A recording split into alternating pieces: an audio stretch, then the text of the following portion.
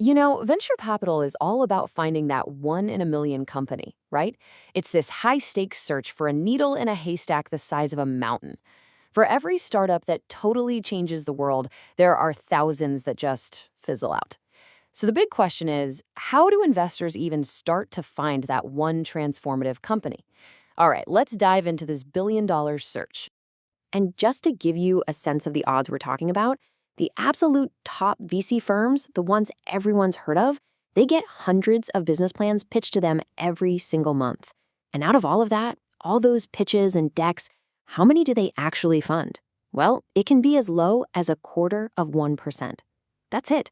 The odds are just insane, which makes the whole process of finding deals so incredibly important.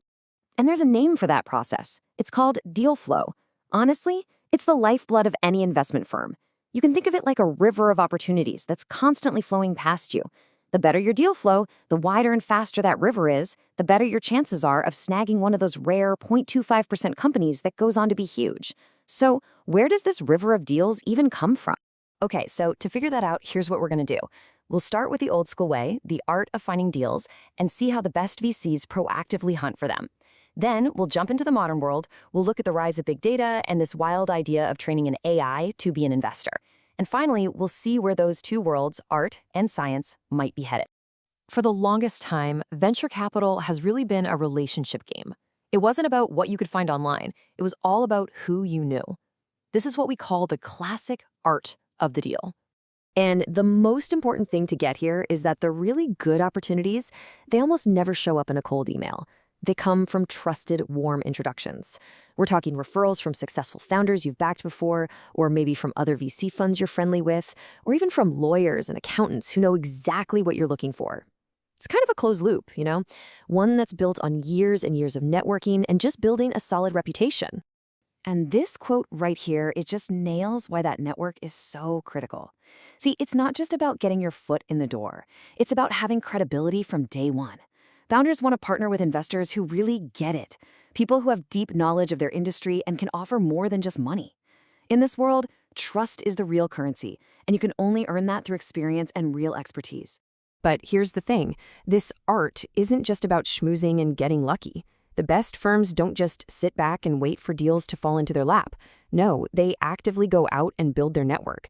They turn it into a disciplined, proactive system. And this is basically what that system looks like. It's not just a messy list of contacts, it's a whole structured process. If you look at how it flows, you can see it starts with identifying where the good ideas are coming from. Then it moves to attracting those people. And finally, it's all about actively maintaining those relationships for the long haul. This is the engine that drives a top-tier deal flow machine. So let's just break that down real quick. First, VCs systematically map out where the best startups are born. We're talking university labs, big-name accelerators, other specialized funds. Second, they work really hard to attract those deals. They build a brand, they publish research, they host events. Basically, they try to become a magnet for the best founders. And finally, and this is so crucial, they actively maintain that network. They have team members and systems dedicated just to making sure those relationships stay strong. It's a ton of work. So for a really long time, this human-first model was pretty much the only game in town. But it has its flaws. I mean, it can be slow, it's expensive, and it's definitely prone to human biases. You tend to invest in what you know. But what if? What if you could see beyond your own personal network? Well, that's where data starts to change everything. And you can really see the difference here. The traditional way is limited by, how many people one person can know. But an AI-driven approach, it can scan millions of data points from all over the world. It can spot patterns that a human brain would just never see. And it can find amazing companies in places a VC might never think to look. It's a huge shift from relying on gut feelings to relying on intelligence at a massive scale. Okay, so this brings us right to the cutting edge. People are now trying to literally build an AI investor. We're moving away from the art of the deal and into the pure science of it, using machine learning to try and predict which startups are going to make it big. Which leads to the obvious question, right? How on earth can an algorithm find a unicorn? I mean, startup success seems so random sometimes. It depends on timing, on luck, on the founder's vision. How could you possibly teach a computer to spot that? Well, let's see how they're trying.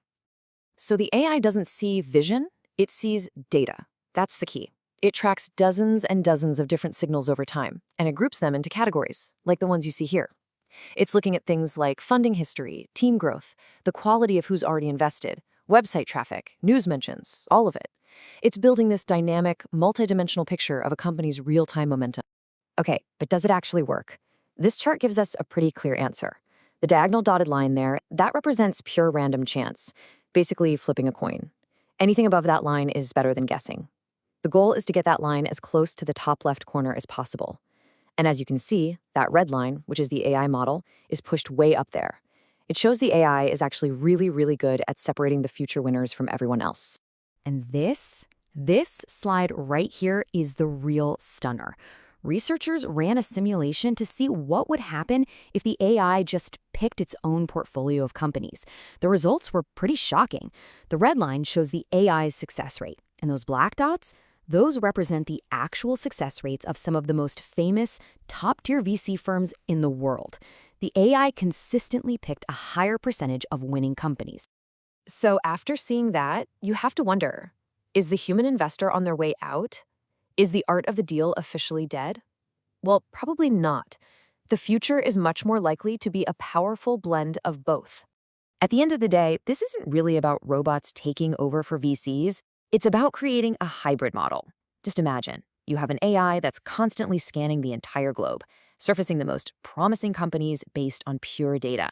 And then a human investor can step in and use their experience, their network, and their intuition to make that final call and build that all-important relationship with a founder. I mean, that's a seriously powerful combination. Which leaves us with a pretty fascinating thought to end on. We've always thought of legendary investors as people, right? These visionaries with a golden gut instinct. But as data gets bigger and AI gets smarter, we kind of have to ask ourselves, could the next truly legendary investor not be a person at all?